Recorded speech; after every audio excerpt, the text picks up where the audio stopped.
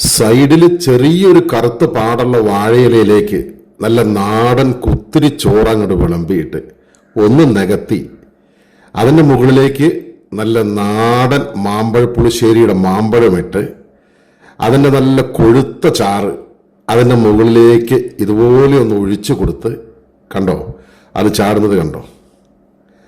അങ്ങനെ ഒഴിച്ചു കൊടുത്ത് കുറച്ചുകൂടി ചാറ് ചേർത്ത് നല്ല കുഞ്ഞുള്ളിയും കാന്താരിമുളകും ചേർത്ത് വറുത്തെടുത്ത മുട്ടയും അതിൻ്റെ കൂടെ കുറച്ച് ചക്കപ്പുഴുക്കും ഒരയില വറുത്തതും കൂടി വെച്ച് തീർന്നില്ല, കൂട്ടിന് കുറച്ച് മാങ്ങ അച്ചാറും.